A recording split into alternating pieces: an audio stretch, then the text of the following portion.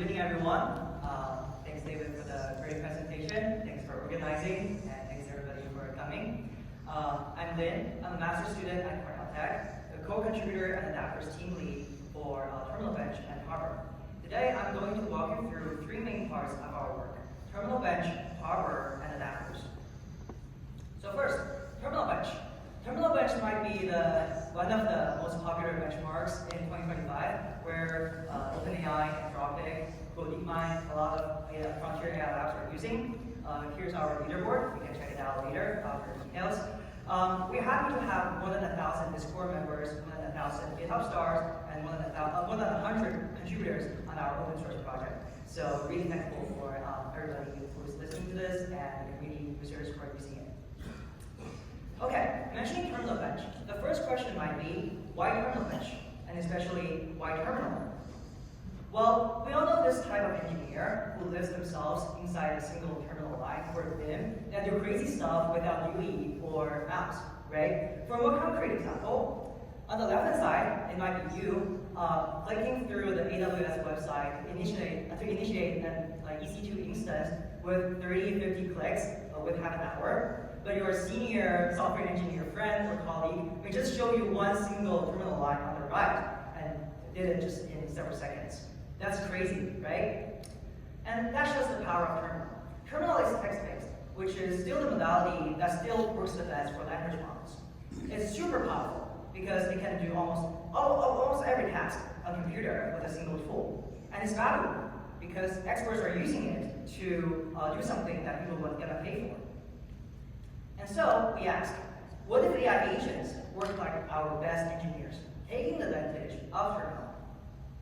Well, to some extent, they already did. Claude Code, Codex CLI, Gemini CLI, Cursor, Devin, a lot of coding agents are coming out in 2025. People use it for coding tasks, but also for general daily tasks. But we always worried about if those coding agents gonna write something like this, right? Removing your entire host directory. So that's why we built Terminal Bench to measure these risky moves and more generally agent behaviors with terminal and containerized environments. So what's exactly Terminal Bench? Terminal Bench is an evaluation data set that consists of hard, realistic, valuable tasks and evaluation harness integrated with popular agents to evaluate agents in containerized environments. Each Terminal Bench task includes a typical textual description that describes what the agent should do, a container or environment that tells agent, it shows agent where to interact with, a bunch of tests to verify the solution, and then a reference solution or workflow solution that shows the task is passable or achievable. What we are most proud of Terminal Bench is the task quality and audit process, where we shrink from 250 plus merged Terminal Bench tasks to 89 for our Terminal Bench 2.0 data set, passing through a very strict test quality audit process with human reviewers and LM-based validators. I won't dive too deep into the details here, so feel free to check out our website, GitHub, or paper to grab more details, and I'm happy to chat later. But just to give you some sense of what kind of task excites us, here are some examples. DNA assembly. Design DNA primers that allow biologists to assemble multiple DNA segments. This is a simple task to describe, yet it's super clear why it's valuable and difficult for agents, right? Also, install Windows 3.1 on the Ubuntu box. This is absolutely some task that you're gonna pay someone to do for you, right? And also some cybersecurity tasks. Here are some things that we noticed for Terminal Bench. We first observed that model choice sometimes has a larger impact than changing the agent scatter. And some interesting discoveries also, GPT likes to use nano and is bad at writing itself. So it usually just stuck itself at a nano page without knowing how to exit it. So then it booms with like Control X or Control C, which is quite interesting. Also, a goose, an agent, tells you what to do rather than doing it yourself. A common area, and that acts like a senior, right? Like a senior software engineer. Although we later fixed it, the discovery was quite interesting at the very beginning. And below, you can see is the figure for our error analysis that shows some error categorization and distribution. Notably, command not found, missing modules, syntax errors, are the frequent ones that are causing agent failures and a waste of token money. So, after building terminal bench, we learned a few things, especially for agent developers and benchmark creators. So I would like to invite you all to walk through a typical day of agent builders with me and then see this recurring pain point. Let's say I have an agent. I want to know if it's good. What do? I should build an evolve for an agent. How do I build an evolve? I need data. What kind of data? The data usually consists of three parts: instruction, container, test. The instruction tells you what to do, the container tells you where to do, and test tells you how to verify. And that's the three parts we emphasize in terminal bench as well. Okay, after having the data, how do I evaluate them? Well, you first start a container, you give an agent instruction, you let it interact with the container, you run some tests after its completion, and then you return a reward to tell how well it did. Cool. If you actually implement the above steps that I just described, you'll quickly find out the same problem that we face for terminal bench. The Docker containers is just running so slow. Alright, so you're thinking of solutions. How to speed things up? Well, you can probably run that in parallel in your local machine. But then, you're quickly running out of cores. Your computer is dead. And then, you think about, how about running them in the cloud with some tools like Daytona? Well, I will tell you, it actually worked. And that's how we did for terminal bench and Power Framework. Now your container is up, how should my agent interface with the environment? You can build a tool, but now can the tool allow any agent to interface with the environment? You say, well, agents are just programs, so how about we install them into the container and then run from there? Bingo! Finally, you have some runnable program, but probably you can observe that your agent cannot solve the task, cannot solve the data. So you think about optimization strategies. Let's start with prompt. Java seems like a good option. Well, what do I need to optimize a prompt? Data. Instructions, containers, tests. How do I use the data?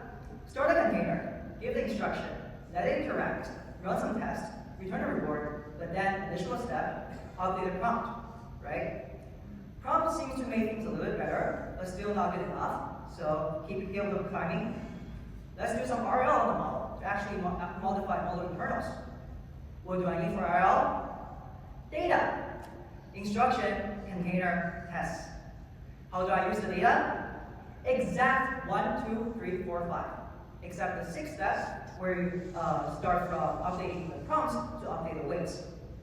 Okay, finally, let's suppose our agent works great now, and I want to deploy it into production. I should absolutely test it before deploying, right? What do I need for testing? Everybody answer? Data, right? Instructions, containers, tests, again. How do I use the data? Exact same, 1, 2, 3, 4, 5. So I think you can start noticing a pattern here and a recurring pain point from agent builders, right? So we're here to say, stop writing the same code over and over again. And we're announcing our solution.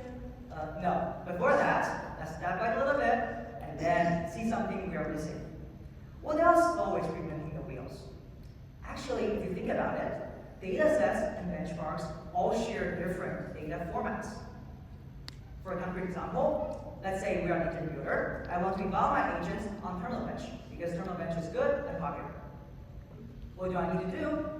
Well, I need to first navigate terminal bench's repository, understand the task, environments, test how they're written, learn how the harness works, install my agents to the harness, run and debug iteratively until I can get some valid evaluation results and agent trajectories, right?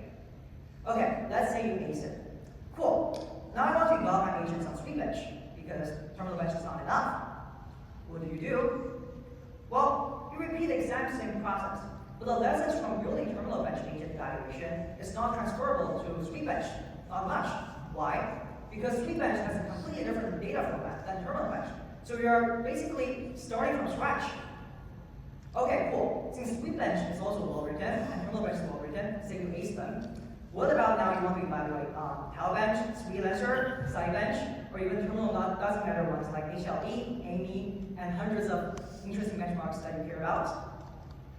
You repeat the exact same process again and again each with a different format, each isolated, each with a painful lesson. Okay, cool. So we see that the same process repeated again and again. It was so painful that I bet you and I would quickly get tired of doing this. And oops, my agent was bad on a lot of the benchmarks. So you think about improving them, but the worst thing comes into the picture. These data all share different data formats. And why is that bad? You're not giving up, right? You should have the data in the same format to allow your RL training. So then unify the data formats with some scripts and start training your RL. This step is in itself very painful.